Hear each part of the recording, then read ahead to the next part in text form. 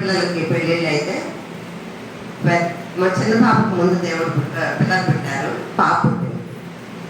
మా అక్క మళ్ళీ ఏడ్చింది, ఈ తరంలో కూడా మా పిల్లల పట్ల అని. ఏం పాప, మన అమ్మ నాన్నగారికి ఏం తక్కువైంది? నువ్వు నేను ఆడపిల్లలు అయితే నీకేం తక్కువైంది?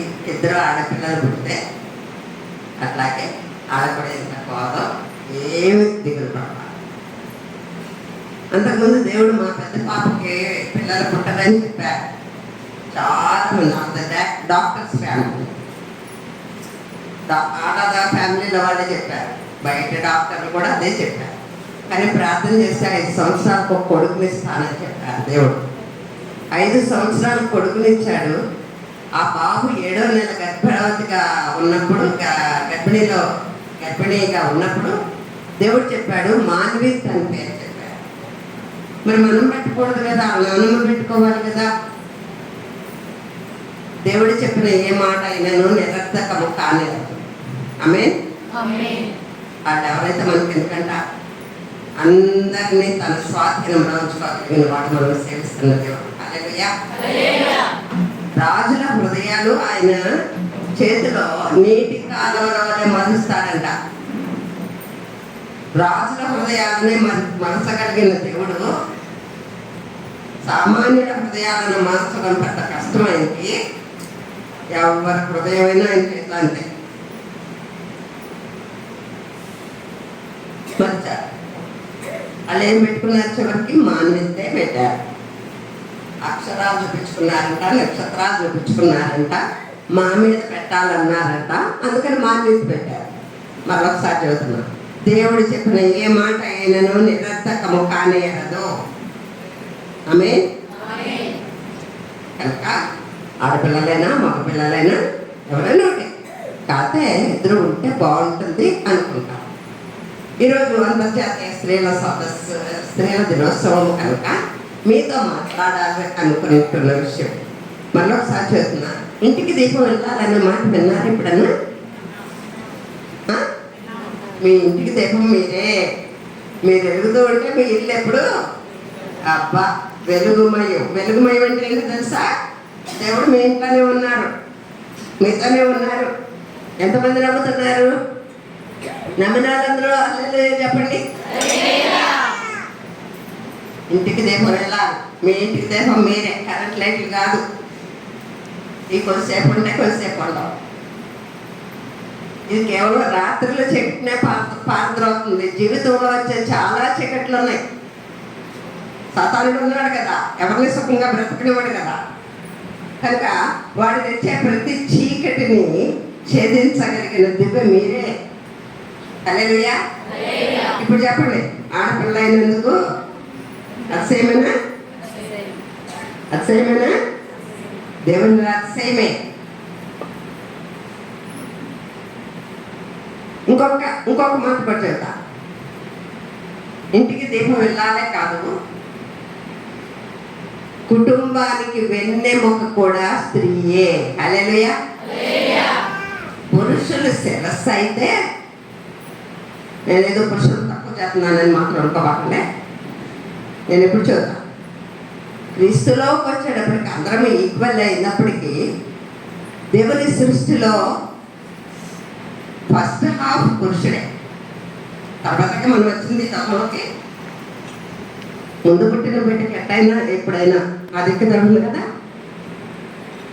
ఉంటుందా ఉండదు? మీరు అన్నిట్లో తెలియగల వారుగానే కనబడుతున్నారు, కానీ మాట్లాడడానికి ఎందుకు నిదానించే వారుగా కనబడుతున్నారు. వాక్యాన్ని బాగా పాటిస్తారు అనుకుంటా. నేను ఒక మాట అంట, మాట్లాడవలసిన సమయంలో మాట్లాడాలి, మాట్లాడకూడని సమయంలో మాట్లాడకూడదు. మాట్లాడవలసిన సమయంలో మౌనంగా ఉండి, మాట్లాడకూడని సమయంలో ఎంత మాట్లాడితే రెండు అవుతాయి, రెండు తప్ప.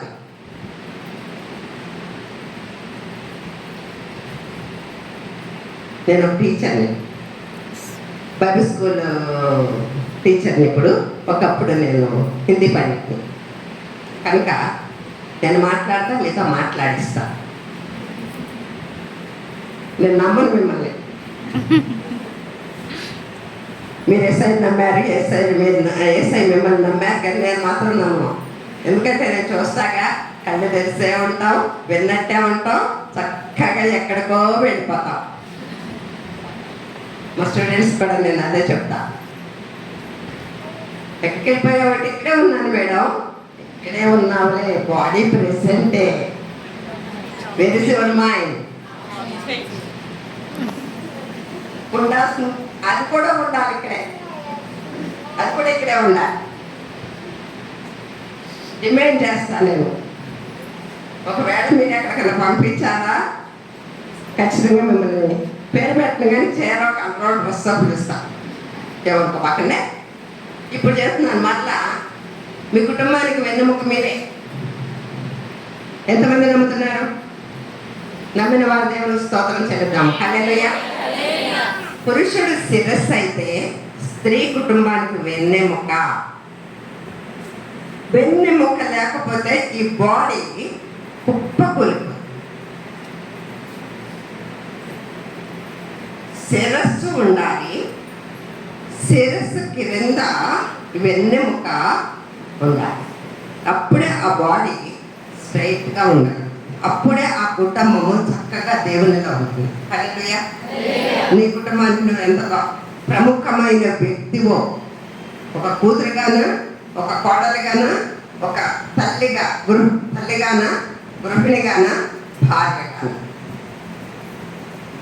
స్త్రీ చాలా పాత్రలు పోషించాలి. అంతరిక్షంలోకి వెళ్ళొచ్చు, ఎవరెస్ట్ ఎక్కొచ్చు, బస్సులు, కార్లు, ట్రైన్లు, ఫ్లైట్స్ ఏమన్నా నడపచ్చు. ఇవన్నీ సెకండరీ థింగ్స్. ఒక కూతురుగా, ఒక కోడలుగా, ఒక భార్యగా, ఒక తల్లిగా, ఒక గృహిణిగా ఈ పాత్రలు దేవుడిచ్చిన పాత్రలు. మిగిలేని అదనం మనం తెచ్చుకున్నాం. దేవుడిచ్చిన ప్రాముఖ్యమా, మనం తెచ్చుకునే ప్రాముఖ్యమా? కానీ ఈ రోజుల్లో ఏం జరుగుతుందో తెలుసా? దేవుడిచ్చిన పాత్రలు పక్కన పెడుతున్నాం, దేవుడిచ్చిన జాబ్ పక్కన పెడుతున్నాం. మనం తెచ్చుకునేవి మాత్రం చాలా పర్ఫెక్ట్గా. కుటుంబం పోయినా పర్వాలా, పిల్లలు పోయినా పర్వాలా, నేను మాత్రం జాబే చేయగలను. Is it right? అది మంచిదేనా? అది మంచిది అంటారా? దేవుడిచ్చిన బాధ్యత మొదట, తరువాతే వీటిని నిర్వర్తిస్తూ దాన్ని చేయాలి. కానీ అది ప్రైమరీ కాదు, అది ప్రాధాన్యత కాదు. దేవుడితో, దేవుడిచ్చిన కుటుంబంతో ముందు మనం బిజీగా ఉండాలి. ఆ తర్వాతే ఇంక ఏ విషయాలలోనైనా. అట్లానే నేను చదువుని నిర్లక్ష్యం చేయమంటలా, జాబ్ ఉంటే దాన్ని నిర్లక్ష్యం చేయమంటలా. కానీ ఇంటిని నిర్లక్ష్యం చేసి వీటినన్నిటినీ మీరు చక్కగా నిర్వర్తిస్తే వెళ్ళాలి అని దేవుని చేత మీరు పిలువబడలేరు. పిలవరు. దేవుడు బలా నమ్మకమైన మంచి దాసురాలా అన్నారు. ఎంత బాగా నమ్మకంగా జాబ్ చేసావమ్మా అన్నారు. నీ కుటుంబాన్ని కట్టుకో. అందుకే అన్న బైబిల్ చెప్తుంది. నమ్మకంగా ఒక ఉద్యోగం చేసడం గురించి మాట్లాడలేదు, కానీ జ్ఞానవంతురాలైన స్త్రీ తన ఇంటిని కట్టుకుంటుంది అని రాయబడి. జ్ఞానము చేత ఇల్లు కట్టబడుతుంది అని ఉంది. వివేచన చేత ఇల్లు స్థిరపరచబడుతుంది అని ఉంది. తెలివి చేత దాని గదులు రమ్యమైన వాటితో నింపబడతాయి అని ఉంది సామెతల గ్రంథంలో. అదే సామెతల గ్రంథము జ్ఞానము లేని స్త్రీని కూడా కూర్చి ప్రస్తావన చేస్తుంది. ఈరోజు మనము జ్ఞానము కలిగిన స్త్రీలము. దేవుని ఎరగటమే జ్ఞానం. అయితే జ్ఞానముతో పాటు దైవిక భయభక్తులు కూడా కలిగి ఉంటారు. దైవిక భయభక్తులు సామెతల గ్రంథం 30వ అధ్యాయంలో యెహోవా యందు భయభక్తులు కలిగిన స్త్రీ కొనియాడబడుతుంది అని వ్రాయబడి ఉంది. భక్తిలో జ్ఞానము అవసరము, దేవుని యందు భయము కలిగి ఉండడం కూడా అవసరం.